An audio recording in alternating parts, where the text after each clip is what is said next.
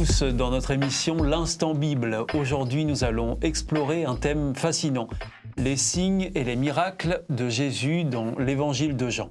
Pour nous éclairer sur ce sujet, nous accueillons les pasteurs Pascal Rodet, bonjour. Bonjour Stéphane, bonjour à tous. Et Gétro Camille, bonjour. Bonjour Stéphane, bonjour tout le monde. Messieurs, merci d'être avec nous aujourd'hui pour partager vos connaissances avec nos auditeurs et sur ce sujet justement qui nous concerne aujourd'hui, l'Évangile de Jean. Alors, cet évangile semble accorder une importance particulière aux signes accomplis par Jésus. Pouvez-vous nous expliquer ce qu'on entend par signe? Qu'est-ce que Jean veut dire et pourquoi est-ce qu'il utilise plutôt signe que miracle, et quelle est la différence entre les deux, à la limite, Pasteur Gétro Camille? Alors, il faut savoir que le Nouveau Testament est écrit en grec. Le grec, c'est un petit peu l'anglais de l'Antiquité. Tout le monde parle grec à ce moment-là, c'est la culture dominante. Et puis ensuite, ça va être le latin. Mais le grec va être très utilisé à ce moment-là, notamment pour écrire les évangiles. Et dans les évangiles, on parle des miracles en utilisant essentiellement trois termes. Le terme séméion, qui est signe qui a donné sémantique, le sens, le signe qui pointe vers un sens particulier. J'y reviendrai. Il y a le mot téras, qui est donc la merveille, quelque chose de tout à fait extraordinaire, de surnaturel. Et puis, il y a également dynamis, quelque chose qui est fait par une puissance surnaturelle, la puissance dynamis qui a donné la dynamite, par exemple. Donc, le signe, en l'occurrence, dans le contexte de l'évangile de Jean, quand on en parle pour dire que Jésus a fait un miracle, on dit un signe. C'est-à-dire qu'au fond, ça signifie que le miracle en lui-même pointe vers quelque chose d'autre. Il a un sens, il y a une signification et un but, autre que... Voilà, c'est pas un but en soi-même. C'est pas un but en soi-même. De la même manière que quand j'utilise un mot, je dis « va me chercher le sel ». Le mot « sel » me désigne ce que je veux, mais en lui-même, il n'a aucune valeur. Il pointe vers quelque chose d'autre. Le miracle, il peut avoir une valeur en lui-même, évidemment. C'est impressionnant, ça peut soulager, etc. Mais souvent, il porte un message. C'est la raison pour laquelle Jean va utiliser le mot « signe ». Et alors donc, Jésus va accomplir un certain nombre de miracles, et c'est ce qu'on voit dans l'Évangile de Jean. Est-ce que dans la Bible, Pasteur Pascal Rodet, il y a d'autres personnages que Jésus qui ont accompli aussi un certain nombre de miracles? Il y en a plusieurs dans la Bible, en effet, qui ont fait des miracles, ou en tous les cas qui ont apporté des signes dans ce domaine-là, pour reprendre l'expression qu'on vient de citer. J'en nommerai un parmi tant d'autres qui remonte très très loin, Moïse par exemple, qui a fait plusieurs miracles. Il a, alors la plus connue, je pense, de nos téléspectateurs, c'est celle qui permet d'ouvrir la mer en deux pour laisser passer tout le peuple. C'est vrai que c'est ce qui m'est venu tout de suite à l'esprit. C'est ça. C'est celui que l'on voit d'ailleurs dans les films quand on veut faire un film sur Moïse. Hein, c'est la chose extraordinaire. Mais ça reste un signe, en effet, aussi bien pour Moïse que pour Jésus, comme ça peut être vu dans l'Évangile de Jean, parce que si je reprends par exemple ce miracle, ce signe, c'est le symbole même, Moïse le dit d'ailleurs, vous ne verrez plus les Égyptiens, ceux qui vous ont mis en esclavage, et en traversant cette mer à sec, il va y avoir après quelque chose qui va vous séparer d'eux, quelque part. Et au-delà du fait, en effet, le signe, c'est le miracle, c'est la mer qui s'ouvre, il y a derrière un symbole, un signe qui veut montrer véritablement cette fin qu'il y a entre les Hébreux et les Égyptiens, et l'esclavage en général. Et alors, ce personnage, Moïse, dont vous venez de nous parler, et Jésus lui-même, est-ce qu'il y a un lien qui s'instaure entre ces deux personnages dans la Bible? Il y a un lien qui s'instaure à plusieurs niveaux. Le premier, c'est un Moïse qui aide son peuple à sortir du pays d'Égypte, à rentrer dans un pays promis, comme l'a promis Dieu. Vous allez vivre en liberté, vous allez vivre au milieu d'une opulence avec un pays qui va donner beaucoup de choses. cette idée-là de passer de l'esclavage dans un pays libre, c'est la même chose que Jésus qui propose à chacun d'entre nous de sortir de l'esclavage du péché, de cette force du péché qui nous tient, pour découvrir ce qu'est la liberté, la paix et un pays promis aussi. Donc ils ont tous les deux eu un rôle de libérateur, de sauveur. Voilà, entre autres. Ça fait partie des nombreuses similitudes, mais enfin, c'est le plus important en tous les cas. Et c'était important, ça, pour les chrétiens, les premiers chrétiens, de comprendre ce lien qu'il pouvait y avoir entre ces deux personnages, Pasteur Jétro Camille? Eh bien, les premiers chrétiens, ce sont tous des juifs. Et les Juifs sont très ancrés dans ce qu'on appelle la Torah, les 5 premiers livres de ce que nous on appelle le Saint Testament, mais qui pour eux est la Bible. Et dans ces 5 premiers livres, il y a quelqu'un qui va être le guide par excellence.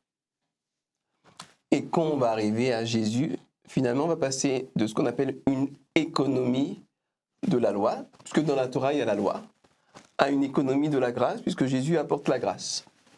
Donc, c'est peut-être dit de manière un peu raccourcie, si je devais être un petit peu plus pédagogue, un petit peu plus clair, je dirais que, d'une certaine manière, Jésus, c'est le nouveau Moïse. Le Moïse version un peu moins archaïque, version un petit peu moins portée sur la loi et un petit peu plus portée sur le sens des choses. Et lui-même va faire allusion à certaines lois de Moïse en disant, par exemple, il vous a été dit, tu ne tueras point. Ça, c'est dans la Torah, c'est dans la loi de Moïse. Mais moi, je vous dis que celui qui va tuer symboliquement son frère, en l'insultant, en lui vouant de la haine ou de la colère, finalement, celui-là fait la même chose. Donc, quelque part, Jésus vient actualiser également la loi de Moïse. C'est le nouveau Moïse, quoi. J'allais dire le Beaujolais nouveau, mais enfin, c'est le Jésus nouveau, c'est le Moïse nouveau, disons. Et alors, donc, on parle de miracles, hein, c'est le sujet du jour. Est-ce que les miracles sont toujours nécessairement l'émanation d'une force divine ?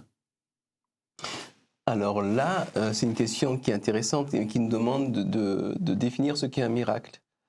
Donc le mot miracle vient du latin miraculum, qui est ce qui suscite l'émerveillement et la stupéfaction. Donc personnellement, j'ai été plongé vers 35 ans par l'émergence de ma calvitie dans la stupéfaction.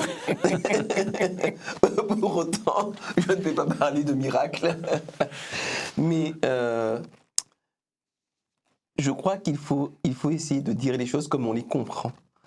C'est-à-dire que si j'allais au Moyen-Âge, avec mon ami Pascal, avec nos téléphones portables, et qu'on se faisait une petite visio-conférence, alors qu'il est à 500 km de là, et qu'on se raconte des choses, et que les gens du Moyen-Âge assistent à cela, pour eux, on est vraiment dans le miracle, absolument incompréhensible. Probablement, on serait mis sur un bûcher et consumé pour sorcellerie aussi sec. Mais le miracle, c'est ce finalement qui sort complètement du cadre des lois naturelles que nous connaissons. Donc, Jésus fait un certain nombre de miracles grâce à un certain nombre de pouvoirs que personnellement j'aurais tendance à appeler technologiques, mais que nous percevons comme strictement magiques. Peu importe, l'essentiel dans ce cas-là, c'est de comprendre pourquoi est-ce qu'il fait ce qu'il fait et quel est le sens et qu'est-ce qu'il essaie de dire en faisant ce qu'il fait. Je crois que c'est un peu la même chose que ce que disait Jétro tout à l'heure quand on parlait de signes. Il y a en effet le miracle spectaculaire, la chose qui change et qu'on ne comprend pas pourquoi ce qui s'est passé. Mais derrière, il y a aussi souvent une question de Jésus, mais qu'est-ce que tu veux que je te fasse? Alors on y reviendra peut-être durant les prochaines fois, mais il y a ce côté où à quelqu'un qui est aveugle, forcément poser la question qu'est-ce que tu veux que je te fasse? Ça paraît très logique. C'est simple, je voudrais voir quoi, de nouveau. Mais derrière, il y a cette question mais ça va servir à quoi? Qu'est-ce qu'il va y avoir derrière? Quel est le signe particulier que tu vas découvrir dans ce miracle? Alors, les miracles de Jésus semblent souvent répondre justement à des besoins concrets, pasteur Pascal Rodet, comme vous venez de l'évoquer, pour les gens. Est-ce que c'est un indicateur qui peut nous aider à comprendre la façon dont Dieu agit dans nos vies aujourd'hui? Alors je pense que ça en fait partie, en tous les cas. C'est une option qui est très forte. il y a le souci de Dieu de nous permettre d'alléger nos difficultés. C'est indéniable. Si on reprend par exemple un autre texte dans Philippiens, il y a ce moment où Paul nous rappelle la présence de Dieu pour notre bien. Philippiens chapitre 4, verset 19.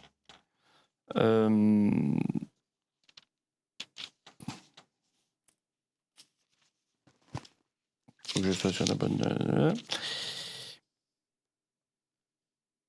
Où il rappelle simplement « Mon Dieu pourvoira à tous vos besoins selon sa richesse, avec gloire en Jésus-Christ. » C'est très intéressant, c'est très court, mais ça montre bien que Dieu est soucieux de nos besoins, de nos attentes, de nos difficultés, de savoir si on trouve réconfort auprès de lui, avec cette question et cette relation importante du Christ, celui qui est notre appui, notre sauveur, celui qui a souffert aussi, comme nous, et puis un plus encore, et qui est ressuscité aussi. Et ça, c'est déjà à lui seul un signe particulier qui nous est donné pour avancer dans ce souhait de Dieu de nous apporter la paix. Maintenant, ce que dit mon ami Pascal est tout à fait juste. Ensuite, il faut se poser la question de ce qui constitue l'essence de ma relation avec Dieu. Est-ce que j'ai une relation avec Dieu essentiellement pour qu'il satisfasse mes besoins ? Ou essentiellement pour qu'il fasse des miracles pour me sortir du pétrin quand j'en ai besoin ? Est-ce que c'est ça l'essence de ma relation ? Si c'est ça l'essence de ma relation, typiquement ma relation va tourner court. Parce que je peux parfaitement être un chrétien, être dans le besoin et ne pas obtenir la satisfaction immédiate de mon besoin. Tout comme Jésus a souhaité à un moment donné échapper à la croix. Il n'a pas essayé, mais il a souhaité échapper à la croix. Il est quand même mort sur la croix. Et tout comme l'Épître aux Hébreux raconte qu'il y a certains héros de la foi qui ont vécu des choses extraordinaires, miraculeuses, où Dieu les a sortis du pétrin de manière absolument spectaculaire. Et puis d'autres héros de la foi qui ont été sciés, torturés, qui sont morts, qui ont été humiliés, qui ont été persécutés, jetés en prison. Et Dieu ne les a pas sortis de là. Donc il n'y a pas une règle automatique. On voudrait bien. Moi, je voudrais bien.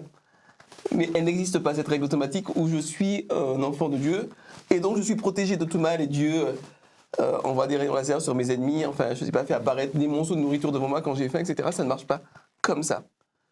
Donc, l'essence de ma relation avec Dieu doit être basée sur autre chose. Et cette autre chose, c'est ce vers quoi pointent les miracles, justement. Et alors, justement, pour venir sur ce que le pasteur Pascal Rodet disait, dans l'évangile de Jean, on trouve un homme qui est paralysé depuis 38 ans. Ah oui, oui. Et puis Jésus va lui demander s'il souhaite être guéri. Alors, la question peut paraître un peu bizarre d'ailleurs. En quoi cette question peut-elle nous interpeller, nous, aujourd'hui, notamment dans notre cheminement spirituel ? Est-ce qu'il y a des domaines comme ça où Jésus nous demande ce qu'il peut faire pour nous et la question paraît évidente et la réponse peut l'être moins parfois ? Eh bien, paradoxalement, Stéphane, ça n'est pas si évident que ça que nous voulions guérir. En particulier quand il s'agit de guérison psychologique ou de guérison spirituelle et de changer de style de vie. Le cerveau, quelque part, il est habitué à son petit train-train, il est habitué à sa petite routine, et quand on veut l'en changer, c'est pas évident. Par exemple, quelqu'un qui était en prison, je parle à quelqu'un qui était en prison pendant 20 ans, au début, quand il sortait, c'était difficile pour lui d'avoir la liberté de faire ce qu'il voulait, comme il voulait, d'avoir les grands espaces autour de lui, il avait tendance à raser les murs. C'est pas si évident que ça, mais avec l'aide de Dieu, dans la présence de Dieu, on se sent suffisamment en sécurité pour vraiment mesurer à quel point c'est bon de guérir et à quel point c'est possible. Ça n'est pas si difficile que ça. Merci à nos invités pour ces éclairages passionnants sur les signes et les miracles de Jésus dans l'évangile de Jean. Nous avons vu que ces signes nous invitent à la foi, mais aussi à une réflexion profonde sur notre propre relation avec Dieu.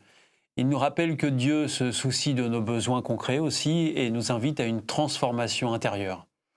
Avant de nous quitter, je vous rappelle que nous avons le plaisir de vous offrir gratuitement une Bible grâce à notre partenaire Hope Bible. Alors pour l'obtenir, c'est très simple, il vous suffit de nous la demander aux coordonnées qui seront mentionnées juste après. Merci messieurs, à très bientôt. Au revoir. Au revoir.